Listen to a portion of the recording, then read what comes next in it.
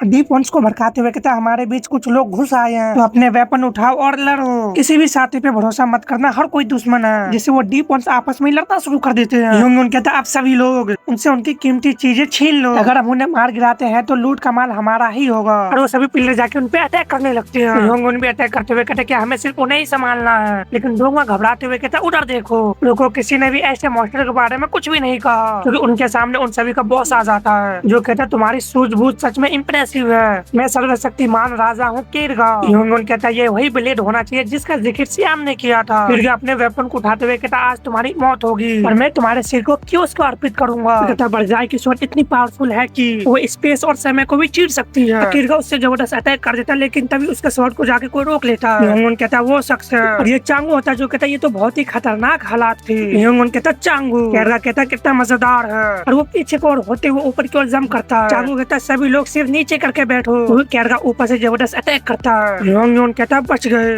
मन में कहता ये तो कल्पना से भी परे है। गेउन कहते ये क्या था। चांगू कहता मिस होंग आप यहाँ पे क्यों हैं। गेउन कहती एक ऑफिसर होने के नाते आपकी मदद करना कर्तव्य है। चांगू कहता मुझे खुशी है कि आप यहाँ पे हैं, मुझे नहीं लगता कि मैं इसे अकेले संभाल पाऊंगा। उस मॉन्स्टर को टीम के साथ निपटना कहीं ज्यादा आसान होगा। मैं शॉर्ट की पावर को बाहर निकलने से रोकता हूँ, तो मत ध्यान रखना कि किरगा हमसे बहुत दूर ना जाए। गेउन कहती क्या ये काफी होगा। चांगू कहता ये काफी से भी ज्यादा होगा मिस होंग, मैं इसकी मैटर को एक्टिवेट होने से रोक दूंगा, इसलिए आप ये ध्यान रखें कि किरगा भाग ना जाए। गेउन कहती है समझ गई। यूंग कहता बाकी मॉन्स्टर को दूर रखो ताकि वो दखल ना दे। किरगा कहता बेवकूफ इंसान कहीं के। अटैक को बनाते हुए कहता कमजोर चाहे कितनी भी कोशिश कर ले, लेकिन ये सब बेकार है। लेकिन उसके अटैक करने से पहले चांगू जाके उस पर अटैक कर देता है। किरगा कहता कमजोर इंसान तुम्हारी हिम्मत कैसे हुई। चांगू उसके अटैक से बचते हुए कहता जैसा कि उम्मीद था, ऐसा लगता है कि तुमसे मिस्टर किम के बारे में ही चिंतित थे। तुमने हमें महसूस करने के बाद भी पहले हमने नहीं किया, इसका मतलब है कि तुम हमें खतरा नहीं समझते थे। किरगा कहता क्या कहा तुमने। चांगू कहता तुमने हमें नीच समझा, इससे मुझे पता चलता है कि तुम इंसानियत के बारे में कुछ भी नहीं जानते। हम अपनी कमजोरियों को समझने के बाद भी अपने स्ट्रॉन्ग लोगों से जीतने का रास्ता ढूंढते हैं। कोई भी इंसान नहीं होगा जो बिना हुनर और इंसानी समझ वाले मॉन्स्टर से हार जाए। किरगा कहता तुम नीच कमीने। अटैक करते हुए कहते इंसान कमजोर और नाजुक होते हैं, फिर मैं अपनी सोच से एक भी हमला क्यों नहीं कर पा रहा हूँ। क्या मैं एक राजा के रूप में पैदा हुआ था। क्या मैं इस मामूली इंसान के खिलाफ बरजाई की स्वord भी नहीं चला सकता, इस घटिया इंसान के खिलाफ। ये उन भी उस पर अटैक करते हुए कहते मुझे ऐसा नहीं लगता। इससे किरगा उसे देखकर कहता इंसान ही कीड़े, ये कमजोर लोग मेरा अपमान कर रहे हैं। तभी उसके बॉडी पे एक्सेलेंस लगता है, जिससे उसके बरजाई वाले हाथ कट के अलग हो जाता है। वो जाके सीधे चांगू के पास ही गिरता है। किरगा कहता नहीं जख्म तो काफी गहरे हैं, लेकिन मुझसे मेरे वेपन का छीन लेना तो हद हो गई। चांगू उस ब्लेड को उठाने लगता है, जिससे वो कहता है 1 मिनट रुको। बरजाई की स्वord एक एलियन आर्टिफैक्ट है जो नेक्रोनॉमिकन से निकला है। अगर कोई नॉर्मल इंसान उसे चलाए तो उसके मानसिक संतुलन बिगड़ जाएगा, जिससे उसकी मौत हो जाएगी। लेकिन चांगू उससे पकड़ लेता है, जिससे किरगा हंसते हुए कहता है ये तुम्हारी आखिरी गलती होगी नन्हे इंसान, तुम उन पावर से खिलवाड़ कर रहे हो जो तुम्हारी समझ से परे हैं। काफी हैरान कहता कैसे तुमने उस ब्लेड को कैसे पकड़ लिया। चांगू कहता है मुझे भी पूरी तरह से यकीन नहीं है, लेकिन मुझे इसका यूज करना थोड़ा बहुत आता है। चांगू आगे बढ़ता है। किरगा कहता है मेरी पुकार सुनो। वो फेसलेस एक रेंगती हुई अरज़क था, लेकिन चांगू उस पर अटैक करने के लिए तैयार रहता है। और बताया जाता है चांगू का बरजाई का स्वord चला पाना असल में इसे समझना काफी आसान था। श्यान ने सबसे पहले एक आउटर गॉड यद्रा को अपना अवतार बनाया। चांगू और श्यान के बीच पार्टी मेंबर जैसा एक खास रिश्ता था। इसी खास जुड़ाव की वजह से चांगू श्यान की खास पावर को यूज कर पाया और स्वord को बुरी असर को रोक सका। चांगू उस पर अटैक करते हुए आगे बढ़ता और किरगा कहता इंसान शायद वो इतने भी बेकार बीइंग नहीं है।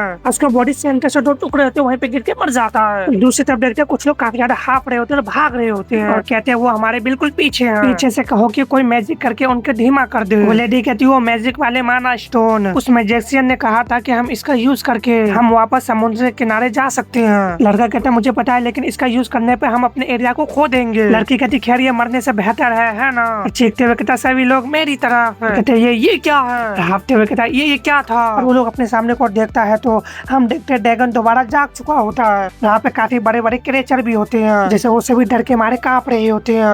कहता कोरिया पिलियर ने कैसे, क्या तुम इस चीज का सामना करके और जिंदा बच के कहानी सुनाने के लिए जिंदा रहोगे। मैंने तो बस यही मान लिया था कि उनके छोटे से देश होने के बावजूद उनके पास बस कुछ और स्किल प्लेयर होंगे। ये सोचकर हैरानी होता है कि वो इस चीज का सामना करके बाल बाल सभी बच गए। उनमें कहता हालात अच्छे नहीं है, यहाँ से निकलना होगा, भागो यहाँ से भागो। दूसरा कहता वो हमारी ओर नहीं आ रहा। वो कहता रुको ऐसा नहीं हो सकता, क्या ये हमारी मदद कर रहा है। और उनमें से एक बुक उनके पास होता है। श्यान कहता इसका मैजिक कैसा लगता है। कहते ये कुछ हद तक भारी है लेकिन साथ ही किसी तरह संभालने लायक भी है। शान कहता जैसा मुझे उम्मीद थी तुम इतनी जल्दी रेड टैक्स पे कंट्रोल हासिल कर लोगे। सुरीन कहती खैर मुझे लगता है कि लेडी मोरेगन और लेडी यात्रा के मुझे मदद भी मिली थी। मैं फिलहाल इसे सिर्फ इधर उधर ही हिला सकती हूँ, क्या इतना काफी होगा? शान कहता इतना काफी होगा, इससे मोस्टर प्लेयर को परेशान नहीं कर पाएंगे। और वो एक नकली ड्रैगन होता है जिसे ये लोग कंट्रोल कर रहे होते हैं। शान कहता अच्छा हुआ कि हमें स्टार स्पॉन का रेले ग्रंथ मिल गया, लेकिन अभी चैन से नहीं बैठ सकते। बहुत ही जल्द अलग अलग इलाके से दूसरे लोग भी यहाँ पे आएंगे। सुरीन कहती है तो अब आगे क्या? शान कहता हमने बरजाई की शॉट को भी हासिल कर लिया है। डेविलैंड के मोस्टर को ड्रैगन की मदद से महाद्वीप के 2 हिस्से में बांट कर हमसे अलग कर दिया गया है। इसी तरह से हमने नॉर्डर की आधे से ज्यादा योजना बिगाड़ दी है। देखता हूँ कि अब वो कमीना कैसे रिएक्शन देता है। यात्रा कहती है इसमें कोई शक नहीं कि वो अपने आपा को खो देगा। नॉर्डर योग शॉट को बुलाने के लिए अपनी पूरी पावर का यूज करेगा। वो किसी नॉर्मल इंसान से मात खाने की बात को नहीं मानेगा। सुरीन कहती है इससे क्या हमारी सारी कोशिश बेकार नहीं जाएंगे? यात्रा कहती है बिल्कुल नहीं। गुस्सा इंसान की समझ पे पर्दा डाल देता है और नॉर्डर के लिए ये और भी ज्यादा खतरनाक होगा, क्योंकि वो इंसानी फीलिंग से प्रभावित हो सकता है। मानो किसी गॉड में इंसानी जैसी कमजोरी जानबूझ के डाल दी हो। जब तक हमारे पास स्वॉर्ड है तब तक हम उसे बुलाए जाने से रोक सकते हैं। यात्रा कहते हैं बिल्कुल, अब जब नॉर्डर जी जान से लड़ेगा इसलिए हम जितनी जल्दी कार्रवाई करेंगे उतनी ही बेहतर होगी। और वो दोनों काफी हैरान नजर आ रहे थे। श्यान कहता अब रिचुअल शुरू हो गया है। यात्रा कहती है ये श्यान कहता है शॉट उसके पास न होने के कारण शायद उसने जल्दबाजी कर दी। यात्रा कहती है उसे लगता है कि वो अपनी मर्जी से हमसे वो छीन सकता है। श्यान कहता हाँ, और यही वजह है कि मुझे इमोर्टल लोगों से लड़ना बिल्कुल भी पसंद नहीं है। यात्रा इससे हैरान होती है। श्यान कहता है ये क्या है? यात्रा कहती है नॉर्डर तो आगे बढ़ रहा है, मुझे लगता है कि वो हमसे शॉट छीनने की कोशिश कर रहा है। श्यान कहता है वो तो बंदूक से निकलने में भी काफी तेज है, मुझे बेहतर होगा कि मैं दूसरे से संपर्क करके उनके माना स्टोन को यूज कर लूं। हम अपने टेलीपोर्ट का यूज करके वापस समुद्र किनारे जाएंगे, इसलिए मेरे चारों ओर इकट्ठा हो जाओ। यात्रा कहती है श्यान क्या तुम मुझे भरोसा करते हो? श्यान कहता हाँ मैं करता हूँ। मन में कहता ये एक ऐसा जवाब है जो मैं अपने पहले प्लेटफॉर्म में खुशी खुशी नहीं देता। आउटर गॉड का अस्तित्व आज भी मुझे डर से भर देता है, लेकिन यात्रा हमेशा मेरे पास अपने दिल की बात खुल के कहती आई है। यात्रा कहती है तब नॉर्डर को बरजाई की शॉट वापस लेने से मत रोको। श्यान हैरान कहता क्या? फिर हम काफी सारे टेंटिकल को देखते हैं जिसमें नॉर्डर बैठा होता और कहता मैं एक आउटर गॉड हूँ, मौत का मेरे लिए कोई भी मतलब नहीं है, उसका मुझ पे कोई असर नहीं होता, मैं पूरी तरह से इमोर्टल गॉड हूँ, तो फिर मैं खुद को इतना क्यों ढकेल रहा हूँ? ये सब किसी आउटर गॉड की असली पावर के सामने समुद्र की एक बूंद जितना भी नहीं है। फिर भी इतनी पावर ज्यादातर गॉड को कुचलने के लिए काफी है, और फिर भी मैं एजाथोर को बुलाने के लिए डीप वंस की बलि दे रहा हूँ। छोटा सा इंसान मेरी प्लान में आखिर कितनी बार दखल देगा? ये क्या है? मेरे मन के कोने में अजीब सी बेचैनी क्यों हो रही है, और मेरे अंदर ये इतना गुस्सा क्यों उठ रहा है? सब कुछ कितना अजीब है। और वहाँ पे 2 पिलर को देखते हो, उसमें से एक कहता तुम कौन हो? नॉर्डर कहता बरजाई की शॉट मुझे दे दो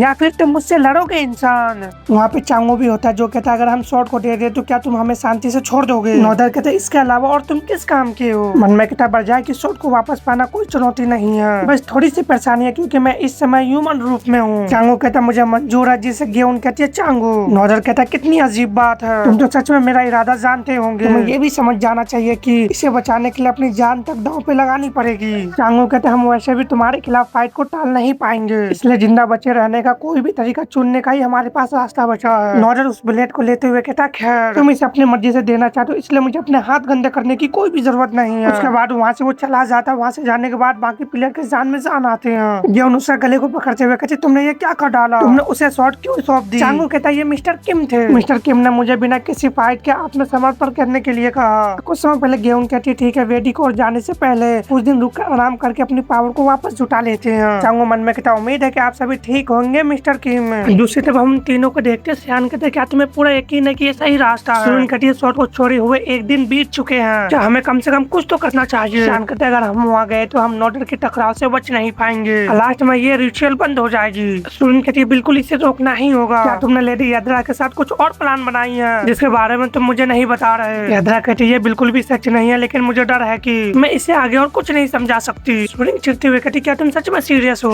यात्रा कोई देख रहा तो उसके सर पे हाथ रखते हुए कहता चिंता मत करो, मैं अपने अवतार की रिक्वेस्ट को कैसे मना कर सकता हूँ? यात्रा कहती नहीं मुझे पूरा यकीन है, जितना यकीन हो सकता है उतना यकीन है, और हमें हमारा जवाब मिल जाएगा, गेट जल्दी ही खुलेगा। जब ऐसा होगा तब मुझे एक काम करना होगा, इसलिए मुझे अपनी सेफ्टी की जरूरत है। शान कहता ये कौन सा काम है? यात्रा कहती है बातचीत करना। शान नॉर्डर के पास जाता है जिसे नॉर्डर कहता तुमने आने में उम्मीद से ज्यादा समय लगा दिया। शान कहता है दोस्त तुम्हें इतनी करीब से पहली बार देख रहा हूँ। नॉर्डर कहता है मुझे लगा था जैसे मैं शॉट उठाऊंगा तुम तुरंत ही आ जाओगे, लेकिन तुमने तो बहुत ही देर लगा दी। शान कहता मैं तो बस सावधानी बरत रहा था, बस इतना ही। मन में कहता नॉर्डर यात्रा की तलाश में जरा भी समय बर्बाद नहीं करता, उसी को रिस्पॉन्स न देने से मुझे मुझे पता चलता है कि उसे नहीं पता कि वो यहाँ है। नोडर कहता लोग अक्सर सावधानी के बहाने देरी करते हैं। इंसानी फीलिंग हमेशा मेरे लिए एक पहेली रही है जिसे समझना मुश्किल था, लेकिन अब लगता है कि मैं इसे थोड़ा थोड़ा समझने लगा हूँ। साइको की तरह खुशी दिखाते हुए कहता हाँ शायद इसी फीलिंग को तुम लोग खुशी कहते हो, और अपने सारे टेंटिकल को कंट्रोल करते हुए उस पर अटैक कर देता है, जिससे सियान उड़ते हुए बच जाता है। सियान मन में कहता है इसमें से कोई भी हमला मुझे मार सकता है। मुझे उम्मीद है कि यद्रा ने खुद को अच्छी तरह से छिपा लिया होगा। नोडर कहता है क्या तुम ध्यान नहीं दे रहे हो? तो चारों ओर से टेंटिकल से सियान पे अटैक कर देता है, जिससे सियान मन में कहता है बिना सोचे समझे इससे बचने की कोशिश करने पर सीधे यद्रा या सुइन की ओर जा सकता है। मुझे इसका डटकर सामना करना होगा। सारे टेंटिकल को काटने लगता है, जिससे नोडर को भी थोड़ा परेशानी होने लगता है, और वो एक अटैक बनाते हुए कहता लगता है मैंने इंसानों को कुछ ज्यादा ही कम आंक लिया। सियान कहता रुको, ये तो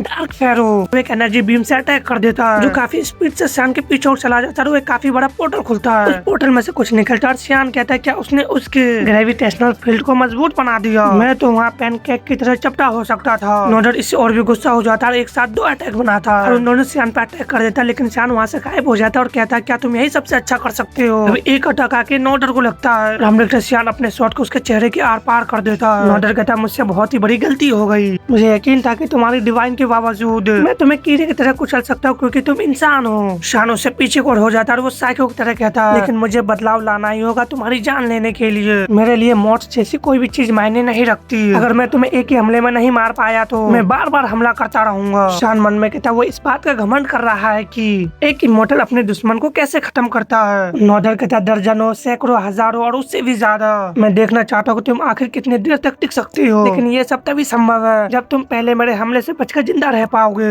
सियान ऊपर की ओर देखते हुए कहता दरारें बन रहे हैं। यद्रा क्या कर रहे हो? योग श्योर दहलीज पे घात लगाए बैठे नाम से भी जाना जाता है। वो एक ओमनीसेंट गॉड है जो समय और टाइम के हर हिस्से में मौजूद है। नोडर कहते क्या तुम्हें लगता है कि तुम्हारे इस लेवल पर तुम उसे आने से रोक सकती हो? सियान मन में कहता मेरी जानकारी के हिसाब से कुछ भी नहीं किया जा सकता। तब वहाँ पे यद्रा आते हुए कहती है नोडर कहता जैसा की उम्मीद थी यद्रा, तुम हमारी छोटी सी सभा में शामिल हो गए हो। तुम शाइनिंग ट्रैप जो हिडन का यूज करके दरार को रोकने में कैपेबल हो सकती हो, लेकिन अफसोस की बात है तुम बिना किसी नुकसान के नहीं बच पाओगे। मन में कहता यद्रा को उस चीज का यूज करने के लिए अपनी सारी पावर लगानी पड़ेगी, और ऐसा करने पर उसके सक्सेस एंड एबिलिटी सील हो जाएगी, जिससे मेरे लिए उसको को मारना और भी आसान हो जाएगा। यद्रा कहती है मैं इसे बंद नहीं करूंगी। नोडर कहता तुम सच में ये उम्मीद नहीं कर सकते कि पूरी तरह से बुलाए गए योग शॉट को हरा दोगे। उसके पास ऐसी पावर है जो हमारे पावर से कहीं ज्यादा बड़ी है, तुम्हें तो ये जरूर पता होनी चाहिए। यद्रा कहती क्या तुम्हें कुछ भी अजीब नहीं लगता? योग शॉट को तो ऐसे कमजोर दरारों को आसानी से चीर कर निकल जाना चाहिए था। इसे नोडर मन में कहता रुको, क्या वो ये इशारा कर रही है कि मैंने कुछ और ही बुला लिया है? नहीं, ऐसा तो नहीं होना चाहिए। स्पेस टाइम की दरार को बाकी किसी भी चीज को बिना किसी भेदभाव को पूरी तरह से डिस्ट्रॉय कर देना चाहिए। यद्रा सियान से कहती इसके बाद मुझे नहीं लगता कि मैं इस फाइट में कम चिपकू रहने के लिए कहूंगी। सियान कहता क्या?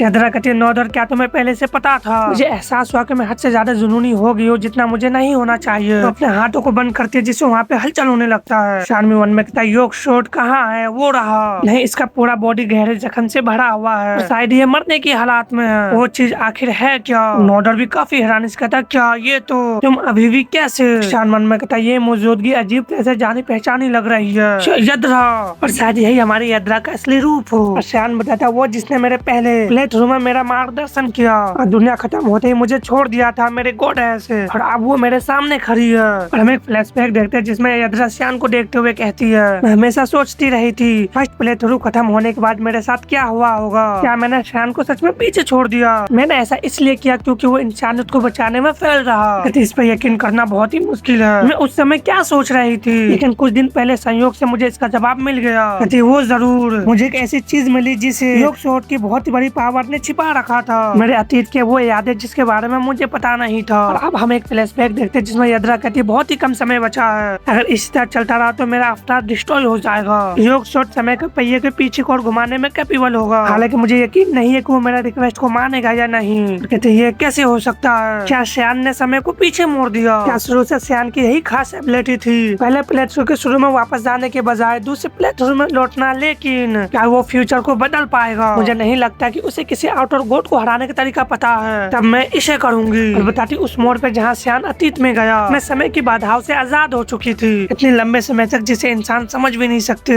मैं स्पेस के एक कोने में छिपी रही और ये सीखती रही कि किसी आउटर गॉड को कैसे हराया जाए। जब इतना लंबा युग बीत गया तब मैं एक स्पेशल आइटम में एक स्पेशल पावर को डालने में कामयाब हुई। वो ऐसे आइटम थी जिसे कितनी भी समय बीत जाए भुलाया नहीं जा सकता। तो वही वेपन था जिसे श्यान ने सबसे पहले बनाया था, जिसे वो बहुत ही प्यारा मानता था। श्यान उससे छोटे हुए कहता है ये नॉर्मल जख्म नहीं है, वो अपनी लिमिट को बहुत पहले ही पार कर चुकी है। और उससे कहता है मुझे लगा था कि मेरे लौटने के साथ तुम गायब हो गए थे। और ये श्यान के फर्स्ट प्ले थ्रू वाली यात्रा होती है। और यात्रा कहती है मेरा अस्तित्व बना रहा, जब तुम अतीत में वापस गए तो तुमने समय में एक दरार पैदा कर दी, उस समय की दरार से होकर इस समय में आ गई। और ये सब मैंने अपने हाथों से योग शॉट को हराने के बाद किया। नोदर कहता झूठे चाहे तुम कितने भी पावरफुल हो, योग शॉट को इतनी आसानी से हराना नामुमकिन था। इसलिए यात्रा उस पर अटैक करने के लिए जाती है। श्यान कहता है यात्रा उसे देखकर कहते ये सिर्फ एक धातु का एक टुकड़ा नहीं है, एक ऐसा दाव है जो सच में मौत ला सकती है। नोदर जैसे बींग को किसी भी नॉर्मल तरीके से नहीं मारा जा सकता, जब तक उसका ओरिजिनल हिस्सा सेफ है, हर बार दोबारा जिंदा होता रहता है। तो मेरा मानना है कि ये चीजें हमें मौत दे सकती है, और अब इसे हमें दिखाओ, तो हमें दिखाओ कि एक गॉड कैसे मरता है। नोदर चीखते हुए कहता है यात्रा तुमने ये कैसे घिनौनी चीज बनाई है, और अपने सारे टेंटिकल से अटैक कर देता है जिससे श्यान वहाँ से गायब हो जाता है। मन में कहता अगर ये सिलसिला जारी रहा तो रेड के बाकी प्लेयर इसके चपेट में आ जाएंगे। मुझे क्या करना चाहिए? रुको, ये है इल्यूजन, लेकिन ये तो नॉर्मल से काफी अलग है। यात्रा की डिवाइन पावर के साथ साथ मेरी डिवाइन पावर भी बढ़ती जा रही है। मैं तो उन एहसानों में डूबा हुआ जिनका मैं बदला नहीं चुका सकता। अच्छा लगता है अब मुझे वो पावर का यूज करनी पड़ेगी जिसे मैं अब तक बचा के रख रखा था,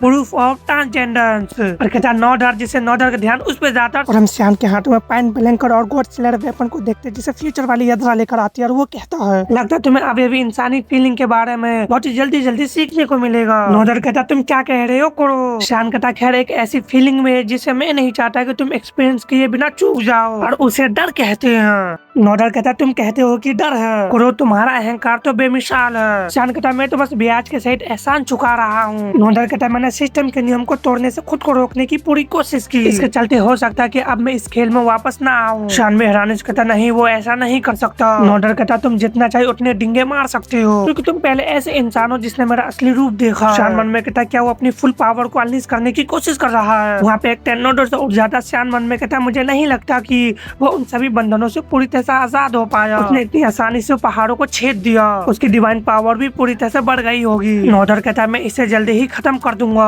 तो अपने सारे आंखों से लेजर अटैक कर देता है। श्यान कहता क्या बकवास है, क्या वो मेरे उड़ने के दौरान भी मेरा पीछा कर सकता है? नोडर कहता तुम इससे आगे नहीं जा सकते। और कुछ लेजर अटैक बिल्कुल उसके पास पहुंच जाता है, जो श्यान के एक विंग्स पे लगता है उसके आधा विंग से डिस्ट्रॉय हो जाते हैं, जिससे वो आके जमीन पे गिरता और कराहना शुरू कर देता है, और अपने फ्राई ग्रेग से उस पे भी अटैक कर देता है। कहता जिद्दी कमीना, और अपने उसी शॉट को पकड़ के उड़ते हुए बच रहा होता है। और हम देख सकते हो अपने दोनों वेपन को फ्यूज कर चुका होता है। नोडर कहता है कितनी बेशर्मी भरा हरकत है, मैं नोडर रेंगने वाला अराजकता, मैं आउटर कॉस्मोस का दूत, मेरे बेवकूफ पिता एजाजोत का सेवक हूँ। मैं ऐसा अस्तित्व हूँ जिसे कोई नॉर्मल इंसान भी चुनौती देने का हिम्मत भी नहीं कर सकता। श्यान कहता मुझे एक तरह की खुशी है कि तुमने अपने इंसानी रूप को छोड़ दिया। कई सारे डायमेंशन को खोलते हुए कहता क्योंकि तुम्हारे पैटर्न काफी सिंपल है, जो सिर्फ अपने पावर पे निर्भर रहते उन्हें हराना आसान है, और उस पर उसी के लेजर से अटैक होने लगता है। कहता ये तो एक इल्यूजन है, क्योंकि हम उसके चारों ओर सिर्फ श्यान को ही देख सकते हैं। नोडर कहता ठीक है मैं सभी नकली को डिस्ट्रॉय कर दूंगा और सब यहीं पे खत्म हो जाएगा। अपना चेहरा दिखाओ करो, तुम तो वहाँ पे हो।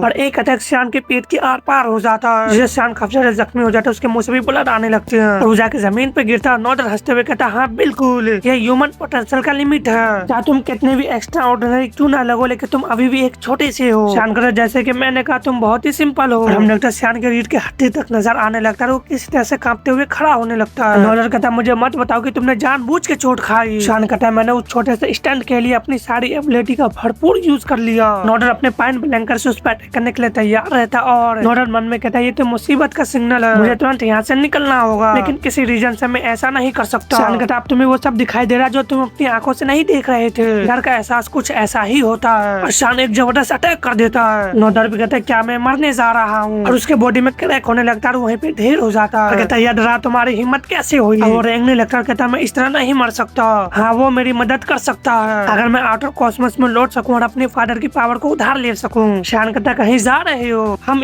इंसान इस दर्द को हर रोज सहते हैं, फिर दिन के बाद तुम्हारे फैमिली में कमजोरी की कोई गुंजाइश नहीं थी, लेकिन इसका इस्तेमाल नहीं किया था, तुम स्ट्रॉन्ग थे। श्यान उसके फेस पर जबरदस्त पंच कर देता, जिससे वो मन में कहता यादरा मैं हार गया। श्यान भी अपने घुटने टेक देता है, और हम यादरा को देखते जो उसके पास आती है। श्यान कहता क्यों तुमने ऐसा क्यों किया, तुम्हें इतनी दूर जाने की जरूरत नहीं थी। भले किसी गॉड के लिए समय का कोई मतलब ना हो, फिर भी अरबों साल तक इंतजार करना तो बस।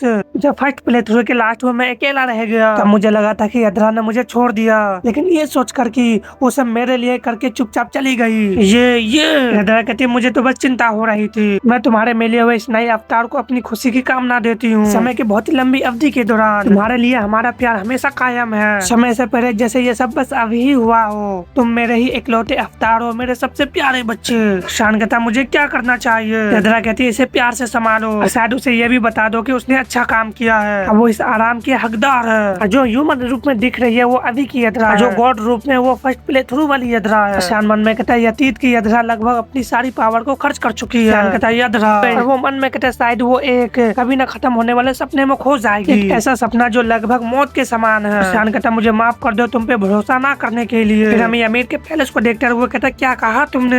नॉर्डर की भी मौत हो गई। कोई कहता निश्चित रहे मजेस्टी, इसमें कोई शक नहीं है। ऐसा लगता है कि उसने योग शॉट के अलावा किसी और अस्तित्व को बुलाया था। अजीब बात है, वो विच ऑफ ड्रीम से काफी मिलती जुलती थी। यमीन मन में कहता यहाँ तक कि एक आउटर गॉड भी गिर गया। कहता वेंगो लगता है अब पेट्रियो जाना जरूरी हो गया है। सीन शिफ्ट होते हम रेले के बीच हेड को देखते हैं, जहाँ पे प्लेयर दोबारा इकट्ठा होना शुरू हो जाती है और कहते हैं जल्दी करो हम जल्दी रवाना होने वाले हैं। क्या जहाज पे सारा सामान लग गया है? मीना कहते शान रेले सच में हमारा होना चाहिए, हम इसे सबके साथ क्यों बांट रहे हैं? शान कहता मीना हमें लालच नहीं करना चाहिए। क्या तुम्हें लगता है कि हम इतनी बड़ी जगह को अकेले संभाल सकते हैं? और तुम्हें पहले ही मिस्टर टैलेंट मिल चुका है। मीना कहती लेकिन ये तो मेरे लिए नहीं है, ये तो यंग जस्टर के लिए है। यार इतनी सारी मुसीबत झेलने के बाद भी मुझे ये मिला। इस मिशन के बाद तो सुरेन के हाथ में भी दो शानदार स्पेल बुक लग गए। शान मन में कहता सच कहूँ तो मुझे नेक्रोनोमिकन को लेकर थोड़ी चिंता था। दरअसल मैं इसे मॉर्गन के पास छोड़ना चाहता था, लेकिन मैं उसे जानता हूँ वो इस ग्रिम जैसी इविल चीज को कभी भी हाथ नहीं लगाएगी। इसी वजह से सुरेन इसके रखवाले के लिए सबसे अच्छा उम्मीदवार है। चांगू कहता मुझे लगता है कि बरजाई की शॉट मेरे लिए कुछ ज्यादा ही बढ़िया मिस्टर किम। शान कहता बिल्कुल नहीं चांगू, इसे संभालने के लिए तुमसे बेहतर कोई भी नहीं है। और इसके अलावा तुम अपने माइंड आइज को यूज करने में भी काफी माहिर हो। अगर तुम इस वेपन में महारत हासिल कर लो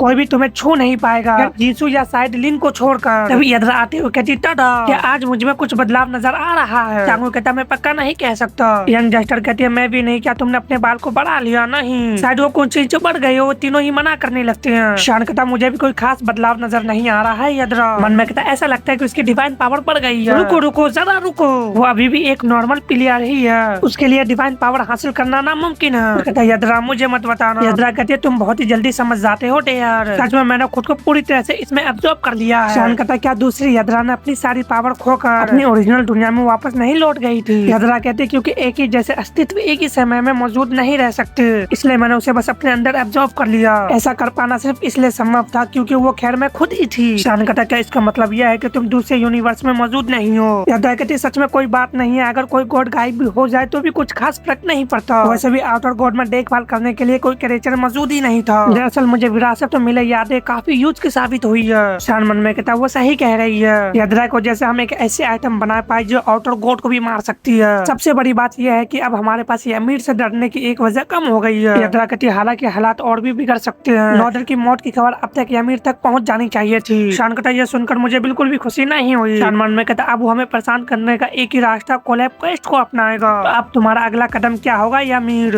हम सुप्रीम रैम का देखते जहाँ पे यमीर कहता क्या कहा तुमने? नॉर्डर की मौत हो गई है। हो सकता है उन्होंने योग शॉट के बुलाने के बजाय किसी और को बुला लिया जो ड्रीम ऑफ विच से मिलती जुलती थी। यमीर कहता वो पहले से ही क्रू के साथ है, इसलिए यहाँ कुछ और भी चल रहा है। वो शख्स अपना माथा टेक चुका होता और कहता है जैसा कि आपने कहा महाराज, एक अननोन एंटिटी ने क्रू की मदद की, उस पावर से उन्हें नॉर्डन को खत्म कर दिया। यमीर कहता एक नॉर्मल प्लेयर ने वो हासिल कर लिया जो एजाद होट नहीं कर सका, क्या बेकार है। वो शख्स कहता उसकी डिवाइन पावर हाईएस्ट लेवल तक पहुँच चुकी है। वो शख्स कहता उसकी डिवाइन उस अपर सीमा से परे चली गई है, अब वो हाईएस्ट लेवल को भी हासिल कर सकता है। यमीर कहता उसने अपनी डिवाइन पावर को इतनी तेजी से बढ़ा लिया है। और ओलंपस में रहने वाली उस लड़की का क्या? वो शख्स कहता लोग कहते हैं कि वो कुछ ही समय में अपर एशेलोन गॉड बन जाएगी। यमीर कहता अगर चाबी के दूसरे हिस्से वाले किसी शख्स को इतनी पावर मिल जाए तो ये काफी परेशानी का सबक बन जाएगा। वैंगोक, हम वैंगोक को देखते हैं जो current vice president publisher primordial giant होता है, जो कहता है बोलिए महाराज अगर तुमने नॉर्डर से फाइट की होती तो क्या होता? वैंगोक कहता मैं जीत तो जाता लेकिन मैं उसे मार नहीं पाता। वो एक मैसेंजर था इसलिए उसकी लड़ने की पावर बस नॉर्मल थी। यमीर कहता तो क्या हमें सिस्टम की बात ना मानकर सीधे हमला कर देना चाहिए? लेकिन ऐसा करने पर हमारा एडमिन अधिकार छीनने का खतरा है। वैंगो कहता महाराज मैं आपको ऐसा कदम ना उठाने की सलाह देता हूँ, कोरो के साथ अभी भी एजाजुल है। यमीर कहता उसके खिलाफ मैं ये नहीं कह सकता कि मैं जीत सकता हूँ या नहीं। तो फिर पेट्रोया जाना ही सही होगा। तुम्हें उससे संपर्क करना होगा, वो प्लेयर जिसका यूनिवर्स में कोई मुकाबला नहीं है, कैंसी। नेक्स्ट हम 4 महीने बाद का देखते हैं और हम अर्थ गैलरी को देखते हैं, जहाँ पे एक शख्स कहता है शुरू में अर्थ ऐसा खेल नहीं था जिसे हर प्लेयर खेल सके, और बाकी ऐसे उसके बारे में बात करने लगते हैं। एक कहता है क्या तुम अर्थ गेम के बारे में जानते हो, वो सच में मजेदार है। और ये सब सियान देखते हुए कहता है इससे ये पता चलता है कि गॉड और इंसान आखिर इतने अलग नहीं है। मुझे तो ये नंबर याद भी नहीं आ रहा। और फोन से आवाज आता है हेलो मिस्टर किम, मैं गाउन होंग हूँ। शान कहता है मिस होंग आपको क्या चाहिए। गाउन कहती अच्छा अगर ये संभव हो तो क्या तुम मेरे लिए चांगू से मिलने का इंतजाम करा सकते हो। शान कहता है क्या। मन में कहता उन दोनों का रिश्ता आखिर कब शुरू हो गया। चांगू को जब ये बात पता चलता है चांगू कहता है खुशी से। शान कहता है बस पक्का करने के लिए बता देता हूँ, मैं जेनेसिस की गाउन की बात कर रहा हूँ। चांगू कहता आप इतना ऑकवर्ड क्यों है मिस्टर किम। शान कहता नहीं ऐसा नहीं है, लेकिन चांगू कहता उसके शॉट से निकलने वाली एनर्जी ने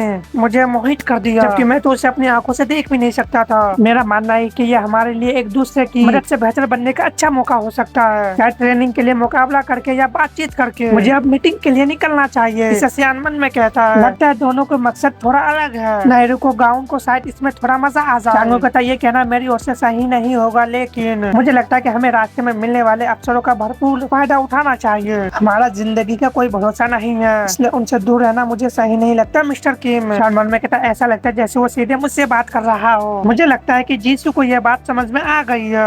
रेले से लौटने के बाद यद्रा और मेरे बीच क्या मतभेद पैदा हो गए हैं। अच्छे बच्चे गुण यही है कि उसे दूर रखा जाए, बस किनारे से देखते रहे। और वो मुड़ते हुए कहता जीसू कहते मैं कभी तुम्हारी हर जरूरत थी। शान मन में कहता लेकिन ये तो और भी ज्यादा डरावना है। जीसू वहाँ से चली जाती। शान कहता वो फिर से अकेले कहाँ जा रही है। यद्रा कहती मैं एक गॉड हूँ, इसलिए इंसानों के सही गलत के नियम मेरे लिए खास मायने नहीं रखते, लेकिन मैं बस यही मान सकती हूँ कि लोग दोनों तरफ का साथ देने के लिए तुम्हें दोषी देंगे। तुम्हें लोगों को इतनी नफरत भरी नजरों का सामना करते देखना काफी मजेदार होगा। शान मन में कहता आखिर में मैं एक घटिया इंसानी बन के रह जाऊंगा, चाहे मैं कुछ भी करूँ, एक धोखेबाज या एक घटिया इंसान बन जाओ, या फिर एक नीच कमीना जो उन महिलाओं में से एक को छोड़ देता है जिन्होंने अपना सब कुछ तुम्हारे लिए निछावर कर दिया था, या फिर एक ऐसा नीच इंसान जिसने दोनों महिला के दिल से खिलवाड़ किया मेरे जैसे किसी शख्स के लिए जो कभी डेट पे भी ना गया हो। यह तो बहुत ही ज्यादा है। मुझे सबसे ज्यादा चिंता इस बात की है कि जीसू तो मुझे 2 टुकड़े ही कर देगी। हाल ही में जीसू ना जाने कहाँ पे गायब हो जाती है, इसलिए मैं उससे ये पूछने का हिम्मत भी नहीं कर पाया कि ऐसा क्यों हुआ। और मुझे चोट पहुँचाने के लिए कुछ भी नहीं करेगी, तो फिर ये बातें मुझे जरूरत से ज्यादा परेशान क्यों कर रही है। फिर हम जीसू को देखते जो जख्मी होती है और काफी ज्यादा हाफ रही होती है, और हमें एजाजुल को देखते जो कहती है इम्प्रेसिव, तुम सच में काफी टैलेंटेड हो। मुझे तो लगभग इस बात पे गर्व महसूस होता है कि मैं तुम्हारी टीचर हूँ डियर। जीसू कहते लेकिन ये काफी नहीं है, मुझे और स्ट्रॉन्ग बनना होगा, अभी से भी ज्यादा।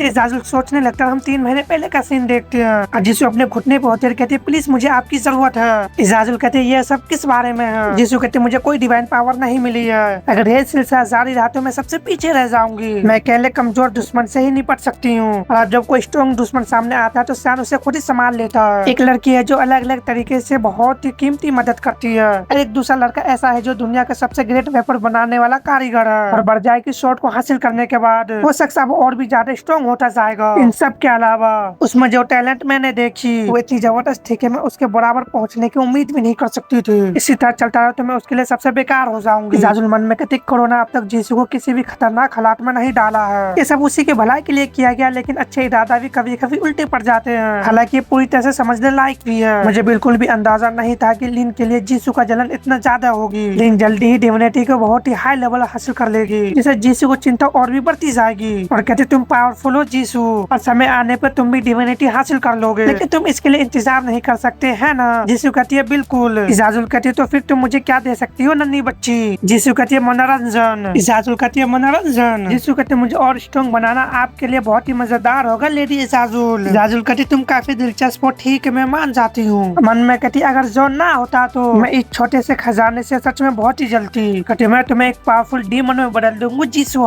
बताया जाता है उस दिन से जीसू ने एजाजुल से डीमन बनने की टीचिंग लेना शुरू कर दिया। एजाजुल बताती है एक डीमन की मैजिक के 2 मेन सोर्स होते हैं, एक है ह्यूमन इमोशन और दूसरा है डिवाइन पावर। इसलिए डीमन ऐसे विंग है जो अपनी डिवाइन पावर का यूज करके फीलिंग को मैजिक में बदल देते हैं। वो जितनी जबरदस्त फीलिंग को कंट्रोल कर सकते हैं, उतनी ही ज्यादा डिवाइन पावर को अपने अंदर रख सकते हैं। दूसरे शब्दों में अगर किसी के पास थोड़ी सी भी डिवाइन पावर हो लेकिन वो अपनी फीलिंग का सही यूज करना चाहता हो तो उससे भी कहीं ज्यादा पावरफुल मैजिक को चला सकता है। अपनी एक सक्सेशन एबिलिटी मिल जाएगी। आमतौर पर इंसानों के साथ ऐसा नहीं होता, लेकिन तुम एक सेलेस्टियल स्लेयर हो डेयर। मन में कहती सच कहूँ तो उसने मुझे हैरान कर दिया है, इतनी लाजवाब प्रोग्रेस कमजोर दिमाग के साथ नामुमकिन है। और जैसे उसके कहते तुम्हारे अंदर डिवाइन पावर को रखने वाली एबिलिटी हर दिन बढ़ती जाएगी, जरूर कोई खास कारण है जो इस पावर को बढ़ा रहा है। जिसो आखिर वो कौन सी फीलिंग है जिसे तुम मैजिक पावर में बदल रही हो। जिसो कहते ये एक ऐसी चीज है जो हमेशा से मेरे पास रही है, बस इतना ही। जाजुल को इससे कुछ समझ में नहीं आता। हम उसी समय ओलंपियस का देखते हैं जहाँ पर अपोलो और लिन आमने सामने होते हैं। अपोलो लिन से एस्टेरिया कहते हैं लिन आराम से रहने की कोशिश करो। लिन कहती है लेडी एस्टेरिया। एस्टेरिया कहती है लॉर्ड अपोलो पावरफुल है, लेकिन हाँ तुम भी काफी पावरफुल हो चुकी हो। लिन कहती है मुझे लगता है मैं समझ गई। मन में कहता है ये उसी तरह से हो रहा है जैसे सियान ने बताया था। 1 साल के अंदर लिन ने एस्टेरिया की पूरी पावर को अपना बना लिया, लेकिन उन्होंने उससे भी बढ़कर डिविनिटी का एक अलग ही लेवल को हासिल कर लिया। अगर उसे मौका मिले तो वो डिविनिटी का हाईएस्ट लेवल तक पहुंच सकती है। लिन कहती है लॉर्ड अपोलो में आ रही हूँ। अपोलो कहता आ जाओ बच्चे। मन में तो बहुत ही पावरफुल हो गया, मुझे सावधान रहना चाहिए। लिन मन में कहती है लैपलेस की 30 मिनट तक यूज करने वाली मेरे यादें धुंधली है, लेकिन एक बात मुझे बिल्कुल साफ याद है, कैल्डेरन का horn fist of the golden sty breaker. Lin उसी एबिलिटी का यूज करते हुए आगे और बढ़ती है। अपोलो मन में कहता है ये तो एल्डेब्रन की एबिलिटी है। नाहिरू को हॉर्न फिस्ट तो हाथों से लड़ने की एबिलिटी थी, जबकि वो शॉट चलाने की टेक्निक यूज कर रही है। उसके सांस लेने का तरीका, खड़े होने का ढंग और उसकी चाल ढाल साफ तौर पर अलग है, या यूं कहें कि ओरिजिनल से भी कहीं ज्यादा कंप्लीट है। लिन राइजिंग स्टार के साथ उस पर अटैक कर देती है। शिफ्ट होता है। यद्रा कहती है ऐसा लगता है कि लिन पास हो गई है। सियान हैरान से कहता क्या पहले से? मन में कहता है उसने ओलंपियस की टेस्ट को पार कर लिया। इससे लगभग तय हो जाता है कि उसे गॉड के बीच जगह मिल जाएगी। सियान कहता है ये जल्दी था। यद्रा कहती है वो बिल्कुल ही अलग है, इसमें कोई हैरानी की बात नहीं कि वो भोली वाली लड़की इस पर इतनी फिदा है। सियान मन में कहता है ये सच में अच्छी खबर है, लगता है कि लिन जल्दी धरती पे वापस आएगी, क्योंकि मैं ये नहीं बता सकता कि अमीर कब कोई कदम उठाएगा, इसलिए लिन का जल्दी वापस आ जाना अच्छी बात है। उसके इतनी तेजी से स्ट्रॉन्ग होना और एस्टेरिया को पावर को अपने अंदर समा लेना हैरानी की बात नहीं है। 10 साल में वो और भी ज्यादा पावरफुल हो जाएगी, लेकिन फिर भी मैं 100 से कितनी बार भी पूछ लूं ये अंत कभी नहीं बदलता। True ending the demon Lord of madness. मुझे ऐसा क्या करना होगा जिससे सब कुछ का अंत बदल जाए। अच्छा हमें पब्लिशर की तरफ से एक साथ किए जाने वाली कोलैब क्वेस्ट का प्रस्ताव भी मिला है। सियान कहता किस गेम के साथ? यद्रा कहती है पेट्रोया। सियान कहता कैंसी बारून डार्क वहीं पे है। मन में कहता मैं जानता था अभी अर्थ जिस लेवल पर है उसके साथ काम करने की कैपेबल रखने वाला एकमात्र वही जगह है। सियान कहता वो कब से शुरू करना चाहते हैं? यद्रा कहती है उन्होंने आज कहा। सियान कहता ठीक है आज। काफी हड़बड़ाते हुए कहता क्या आज? यद्रा कहती है लगता है उन्होंने साइमिंग ड्रॉप और हाइड्रोजन को इसमें दखल देने से रोक दिया है। उन्होंने शुरू में बहुत बड़ा और साहसी दाव चला है। सियान कहता क्या उन्हें इस तरह इतनी जल्दी कोलैब शुरू करने का इजाजत भी है? मेरा मतलब उन्हें हर तरह से पोर्टल खोलना होगा, सब कुछ आपस में सिंक करना होगा, तो ये इतनी जल्दी कैसे हो गया? यद्रा कहती है अमीर ने यहाँ पे सिर्फ एक ही शख्स को भेजा था। हम सोल स्टेशन को देखते हैं जहाँ पे लिन होती है। लिन कहती है बैक्सूल। उससे जाके लिपट जाती है और कहती है मुझे तुम्हारी बहुत ही याद आई और तुम भी हो मीना। मीना कहती है बहुत ही दिन से मुलाकात नहीं हुई। बैक्सूल कहती है वेलकम बैक लिन। मीना कहती है तो मैंने सुना है कि तुम टेस्ट में पास हो गए। लिन कहती खैर मैं जीती तो नहीं, लेकिन उन्होंने मुझे आगे जाने दिया। मीना कहती है मेरे हिसाब से तो ये काफी कमाल है। यंग जस्टर कहती है बिल्कुल बिल्कुल, मेरे जानने वाले में से कोई भी अपोलो को छू भी नहीं सकता। मैं ये नहीं बता सकती कि कौन है। लिन कहती है हेलो, जहाँ तक मुझे याद है मैं तुम्हारी अवतार हूँ, ठीक है? यंग जस्टर कहती है नहीं कुछ मत कहो मीना। मीना कहती है तुम्हारी जानकारी से बता दूं मैं भी अब मशहूर हो गई हूँ। अरे लेके हमारी यात्रा के लिए थैंक्स। तभी एक शख्स कहता माफ कीजिए। मीना कहती है देखो कोई मेरी तरफ आ रहा है। हंसते हुए कहती क्या बात है, मेरे पास पेन नहीं है, अगर आपको मेरा ऑटोग्राफ चाहिए तो।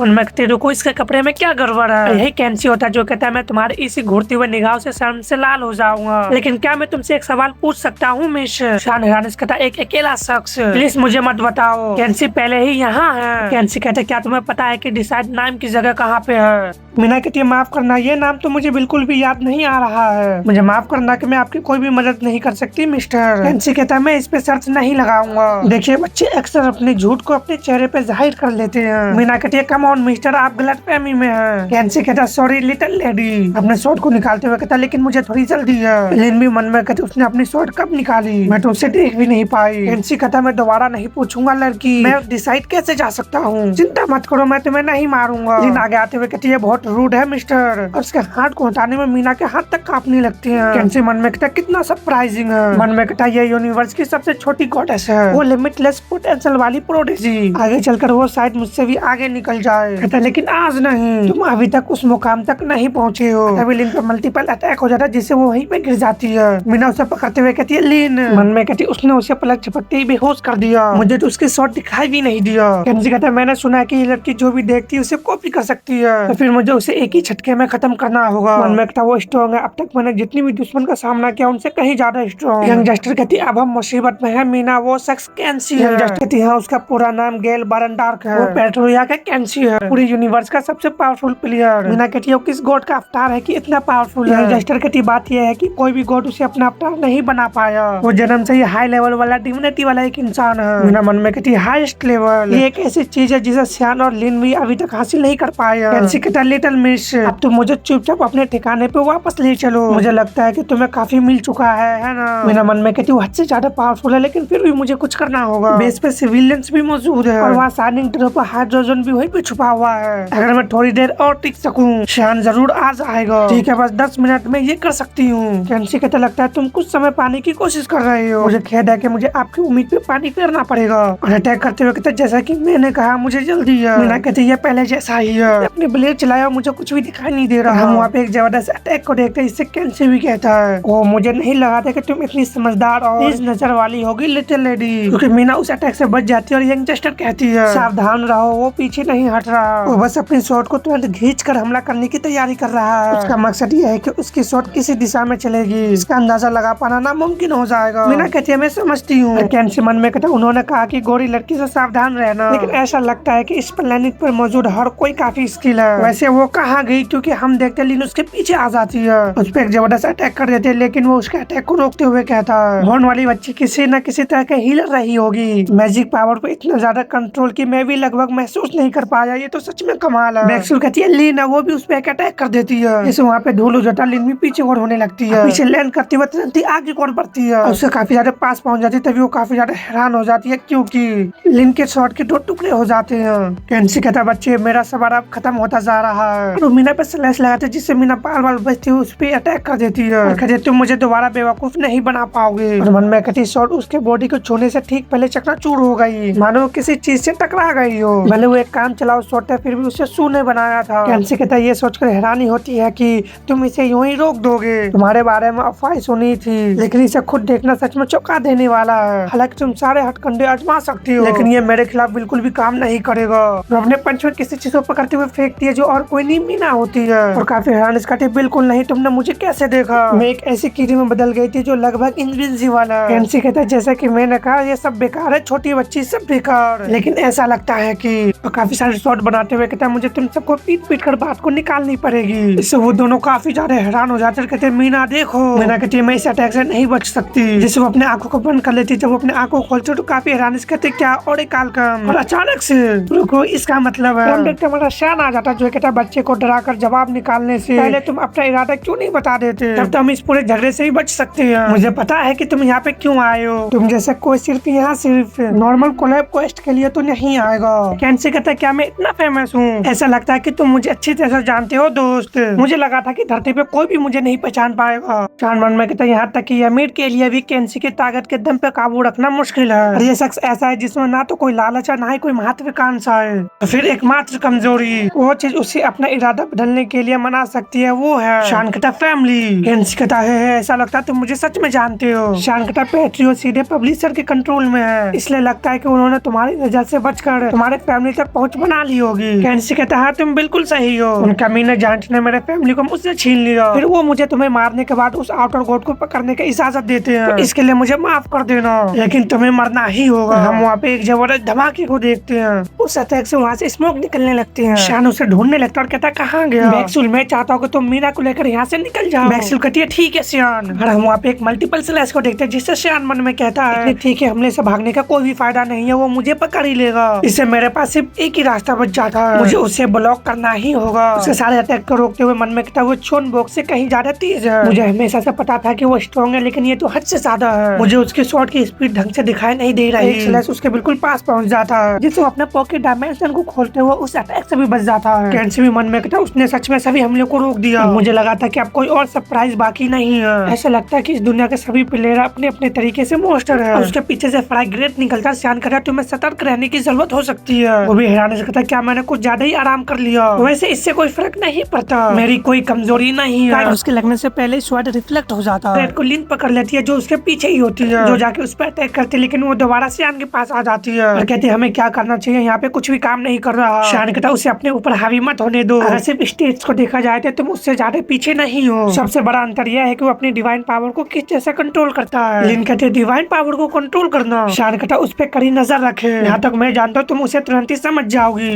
मनवे कहता कोई भी शख्स अपने डिवाइन पावर के यूज करके ऐसा एरिया बना सकता है जहाँ पे उसका पूरा कंट्रोल हो। मेरिकल के पावर से हम थर्ड आइज का क्रिएशन करते हैं। शान आगे बढ़ते मन में कहता है मेरी डोमिनेटिक एरिया 33 फीट है। गेल के एरिया इससे भी 10 गुना बड़ा होना चाहिए। और उस पर लगातार अटैक करते हुए कहता है हाँ उसके एरिया मुझसे कहीं ज्यादा बड़ा है, लेकिन इसका मतलब ये नहीं है कि उसका पल्ला पूरी तरह से भारी है। जब तक मैं उससे 33 फीट की दूरी के अंदर हूँ तब तक मेरे लिए भी बराबरी का मुकाबला है। अगर मैं कैंसी को अपने रेंज में रख सकूँ मैं बिना किसी हिचकिचाहट का उसका डट के सामना कर सकता हूँ। कैंसी कहता तुम तो सच में बहुत ही अजीब इंसान हो, मतलब तुम अच्छे हो लेकिन मुझसे पूछो तो तुम प्रोडेंसी वाले वैसे बिल्कुल भी नहीं हो। इसलिए मैं सच में हैरान हूँ कि तुम मेरे साथ इस तरह बिहेव कर रहे हो। शान कहता दरअसल ऐसा इसलिए क्योंकि तुम अभी खुद को रोक रहे हो। कैंसी कहता मैं तुम्हारे बारे में भी यही कह सकता हूँ। मन में कहता उसके टैलेंट के लेवल को देखते हुए वो हद से ज्यादा स्ट्रॉन्ग है, लेकिन अपनी डिवाइन पावर पर उसकी पकड़ और उसकी समझ उसके उम्र के हिसाब से कहीं ज्यादा है। ये सच में बहुत ही जानी पहचानी है। उसमें फाइट की एक ऐसी समझ सिर्फ कुछ बैटल से नहीं आई है। मैं एक असुरा को देख रहा हूँ। आगे बढ़ते हुए कहता मतलब भले मैं इस फाइट में अपनी पूरी ताकत झोंक दूं, पता नहीं मैं जिंदा बच पाऊंगा या नहीं। और वो सियान पे जाके अटैक करता है जिससे सियान उसके अटैक को रोक लेता है। सियान अपने दूसरे शॉट को निकालते उस पर अटैक कर देता है जिससे कैंसी मन में कहता उसे उम्मीद थी कि उसके वेपन फेल हो जाएगा, लेकिन अभी दुश्मन से इम्प्रेसिव होने का समय नहीं है। जितना लंबा चलेगा मेरे लिए हालात उतने ही खराब होते जाएंगे। साथ ही वो यंग लेडी दिन ब दिन और भी ज्यादा परेशानी खड़ी करती जा रही है। कुछ नहीं किया जा सकता। अपनी पावर को रिलीज करते हुए कहता पूरी ताकत लगाने का समय आ गया है। शान मन में कहता इस फाइट को आगे बढ़ाना बेकार है। गेल को अब तक हमारी कॉम्बाइंड पावर का अंदाजा हो गया होगा। लिन को अपनी एबिलिटी को समझने के लिए काफी समय मिल गया। अगर ये बैटल ऐसे ही जारी रह गया तो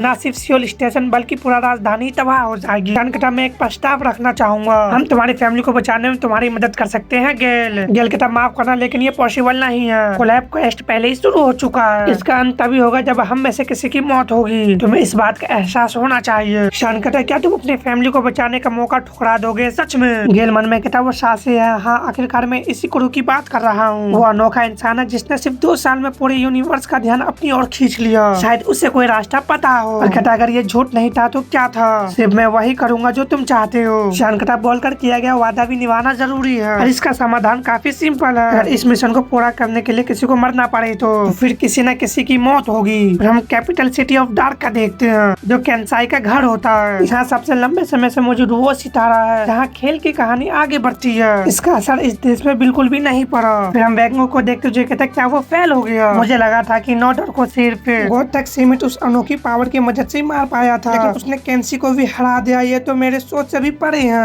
क्वेस्ट खत्म हो गया इसलिए गेल की मौत निश्चित है। मुझे अमीर को तुरंत ही बताना होगा। हमें इस मुसीबत को पैदा करने वाले को खत्म करने की प्लान बनानी होगी। मुझे लगता है कि अब उसके फैमिली को जिंदा रखने का कोई भी मतलब नहीं है। तभी सिस्टम कहता है एक न्यू क्लब कैस्ट शुरू हो गया है। वैंगो की हैरानी कहता क्या जोटा धरती के पिलर पेट्रो पे हमला कर रहे हैं। उनका निशाना कैंसाई की फैमिली है जो पेट्रो के सबसे पावरफुल प्लेयर है। हमें उन निर्दयी हमलावर से कैंसी की फैमिली को बचा के रखनी होगी। वैंगो कहता है ये तो क्रो का ही काम होगा। मन में कहता सिस्टम के हिसाब से अभी मैं सिर्फ पेट्रो के प्ले लिस्ट में शामिल एक प्लेयर हूँ। मतलब सिस्टम को धोखा देकर इस दुनिया में घुसपैठ की थी, इसलिए उसने भी एक क्वेस्ट के जरिए मेरा रास्ता रोकने की चाल चली। काफी होशियारी की उसने। अगर पेट्रो को गॉड को पता चल गया कि मैंने चुपके से गेल को उसकी अपनी दुनिया के गेम से बाहर निकाल दिया है तो वो बिल्कुल भी खुश नहीं होंगे। उसने मुझे ऐसा करने पे मजबूर कर दिया। और खुद वो कैंसी का रूप लेते हुए कहता लगता है मुझे कुछ समय के लिए कैंसी बनना पड़ेगा। जैसे टमी यद्रा को देखते जो कहते ये काम हो गया। ये बिल्कुल वैसा ही था जैसा तुमने कहा था। ऐसा लगता है कि वैंगोक ने एक प्लेयर के वेश में पेट्रो में घुसपैठ कर लिया। जब मिशन एक्टिवेट हो गया तो उसे भागने का मौका नहीं मिलनी चाहिए। शान कहता गेल के बारे में क्या? यमीर कहते मैंने उसे तुम्हारी रिक्वेस्ट पर एक सीक्रेट कमरे में छुपा दिया है। यमीर और यहाँ तक कि सिस्टम को भी इसके अस्तित्व का पता नहीं चलना चाहिए। अगर ये योजना पहले से थी तो लड़ने की कोई जरूरत ही नहीं थी। शान कहता अगर हमने अपना शॉट नहीं निकाली होता तो गेल हम पे भरोसा नहीं करता।